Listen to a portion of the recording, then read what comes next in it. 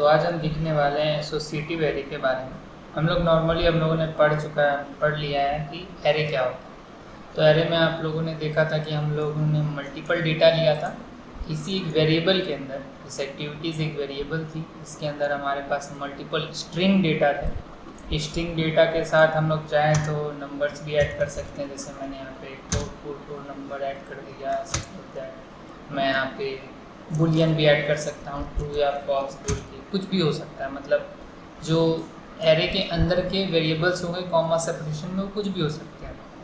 या तो वो स्ट्रिंग हो सकते हैं, और नंबर्स हो सकते हैं, बुलियन हो सकते हैं, कैरेक्टर्स हो सकते हैं, एनीथिंग। अगर मैं इसको वापस से रन करूँ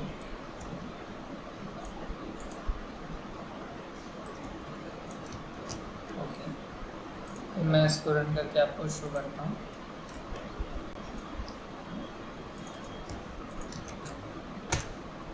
ओके, तो आप देखो यहाँ पे मेरे पास सारा डेटा आ चुका है ना। यहाँ पे हमारे पास वो का पेट है, आई ब्रेकफास्ट है, नंबर्स हैं। बुलियन में आप देख रहे हो कि मैंने ट्रू डाला है तो 1 है। तो बेसिकली जो बुलियन होता है, बुलियन की वैल्यू को हम लोग इसी तरीके से डिस्प्ले करते हैं। अगर ट्रू है तो उसको 1 डिस्प्ले होगा। अगर मैं यहाँ पे फॉल्स कर दूँ तो ये हमें 0 डिस्प्ले करके देगा। ठीक है, ओके, यहाँ पे कुछ भी नहीं आ रहा है, इट मीन्स फॉल्स को ये एम्प्टी डिस्प्ले कर। ठीक है, तो अब हम लोग यहाँ पे क्या करेंगे कि अभी ये तो एक हो गया कि हाँ ये एक डेटा हो गया जिसको हम लोग, लेकिन ऐसा भी हो सकता है ना कि इसी एरे के अंदर एक और एरे, जैसे कि ये तो एक पीस ऑफ एरे हो गया। ठीक है, अभी एक और चीज़ मैं आपको इसमें बताना चाहता हूँ कि यहाँ पे सपोज दैट हमारे पास मल्टीपल वैल्यूज़ हैं। हम इसको चाहें, अगर फॉर ईच में ना अगर इसको हम प्रिंट करना चाहें, इसको हम चाहें तो ऐसे किसी एक वैल्यू को भी पकड़ के प्रिंट कर सकते हैं। वो कैसे करेंगे? सपोज दैट हमें वैल्यू प्रिंट करनी है 4 5, ये वाली वैल्यू 4 5 4 5 6 4। ठीक है, तो इसको हम लोग कैसे सिर्फ प्रिंट करेंगे? इसके लिए हमें लूप चलाने की ज़रूरत भी नहीं है। हम लोग कैसे चेक करेंगे? सबसे पहले एरे का जो पहला वैल्यू होता है वो 0 इंडेक्स से शुरू होता है। अगर आप लोगों ने कभी एरे के बारे में कभी पढ़ा होगा बेसिक्स, तो इसमें होगा कि पहला 0 से स्टार्ट होता है। तो 0, उसके बाद 1, फिर ये 2, फिर ये 3, फिर ये 4, ये कॉमा सेपरेशन से जा रहा है 4, और ये 5। ठीक है, तो ये 5th नंबर पे ही है। तो अगर मैं यहाँ पे 5 इको करूँ और मैं इसको कमेंट आउट कर देता हूँ, ठीक है, और अगर मैं अब इसको रिफ्रेश करता हूँ तो आप देखो हमारे पास वो वैल्यू आ गई है। ठीक है, मतलब 5 वाली वैल्यू हमारे पास यहाँ पे शो हो गई है। इसी तरीके से अगर मैं फर्स्ट वाले को प्रिंट करना चाहता हूँ तो हम 0 लिखेंगे यहाँ पे। जैसा मैंने आपको बताया कि हमें 0 प्रिंट करना है, तो आप देखो 0 प्रिंट हो गया। ये 982 वाली वैल्यू कहाँ से आ रही है?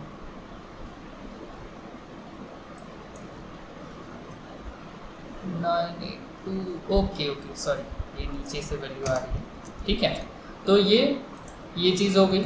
इस तरीके से हम किसी एक वैल्यू को, स्पेसिफिक वैल्यू को प्रिंट करना हो तो कर सकते हैं। उसी तरीके से अगर लास्ट को करना हो तो कैसे करेंगे? 0 1 2 3 4 5 6 7 8। तो अगर हम 8 वाला करेंगे तो हमारा जो है वो लास्ट प्रिंट होके यहाँ पे आ जाएगा। ठीक है, अब इसके बाद हम लोग देखते हैं कि ये तो हो गए डेटा टाइप्स आपके, लेकिन इसके अलावा अभी जो हमने एक और डेटा टाइप ये एरे पढ़ा है, ये भी तो इसके अंदर आ सकता है। तो मैं इसको हटा के एक एसोसिएटिव एरे बनाता हूँ, वही होती है एसोसिएटिव एरे।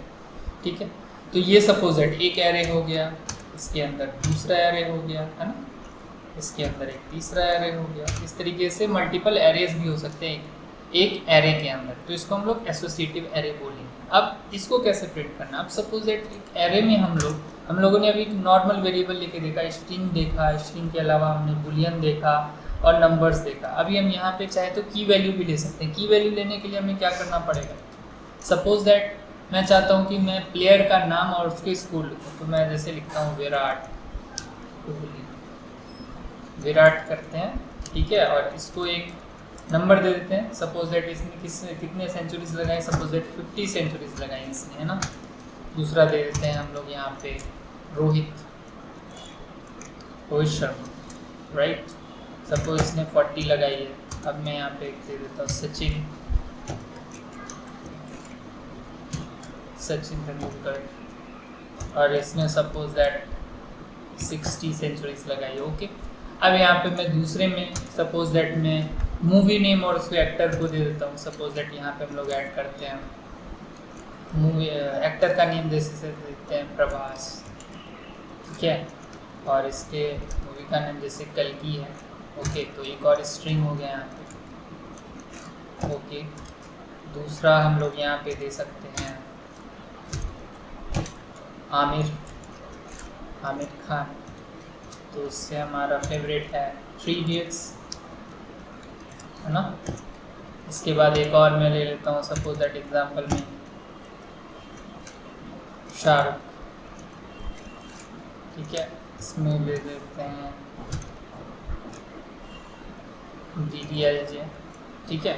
इस तरीके से हमने 2 एसोसिएटिव एरे ले लिया। अब सपोज दैट हमें प्रिंट करना है, तो अब तो इको से काम नहीं चलेगा, है ना, क्योंकि यहाँ पे अब एक एरे के अंदर दूसरी एरे और आ गई है, तीसरी एरे और आ गई है।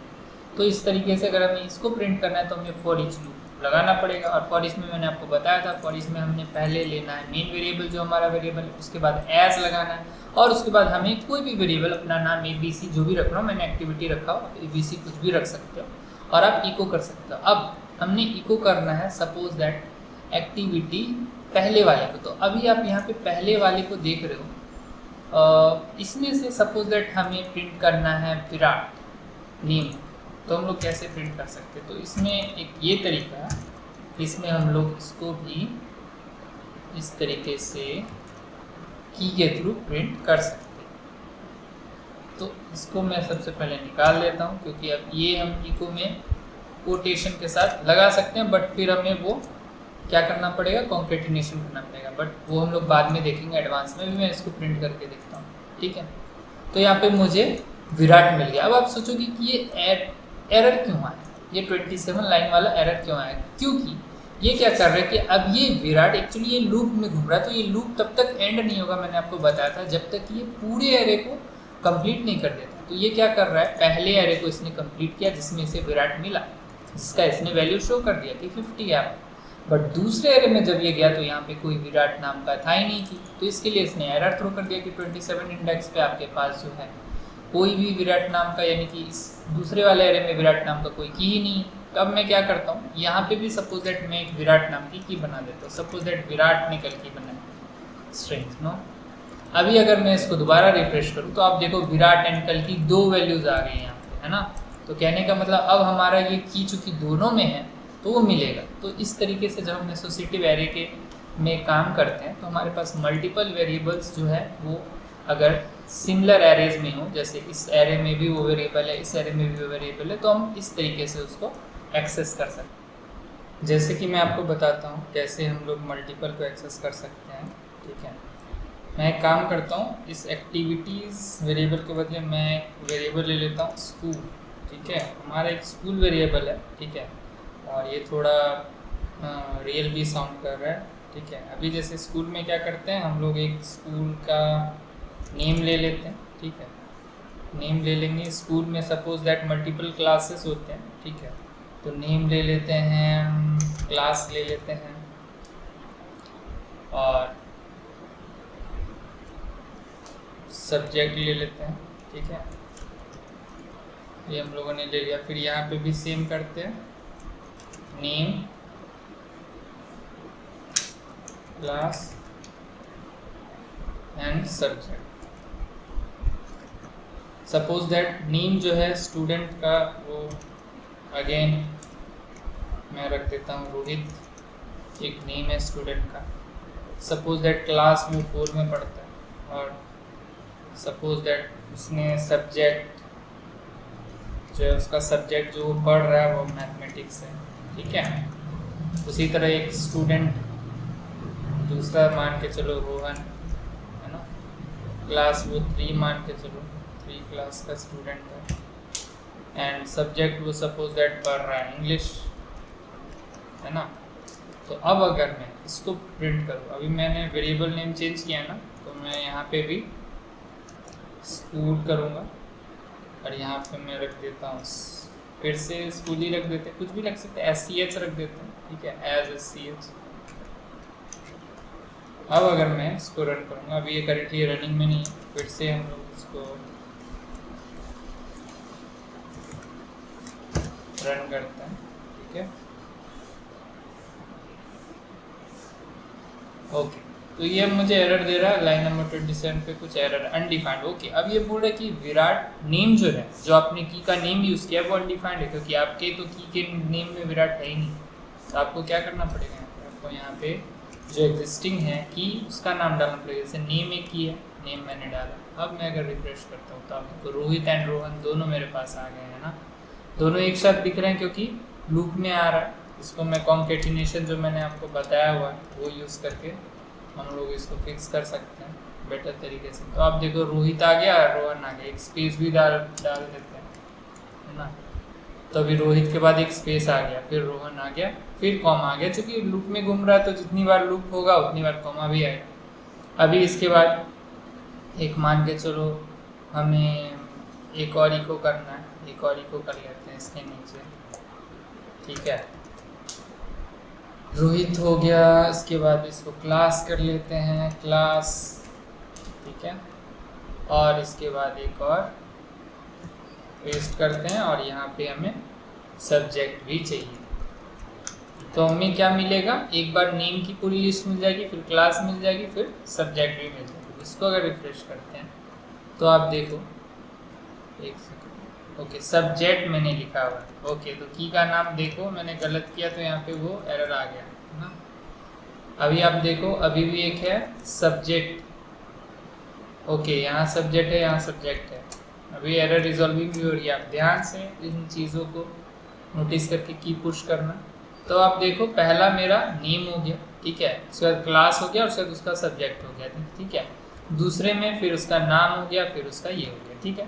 तो इस तरीके से हम लोग जो है ऐड कर सकते हैं मल्टीपल। अब इसमें आप चाहो तो कॉमा की जगह बी आर टैग लगा सकते हो, जैसे मैंने आपको कॉन्केटिनेशन में बताया था वेरिएबल्स में, जैसे हम लोगों ने किया था। तो वो सब आप इसके साथ एक्सपेरिमेंट कर सकते हो। तो ये हमारा आज एसोसिएटिव एरे की क्लास एंड होती है।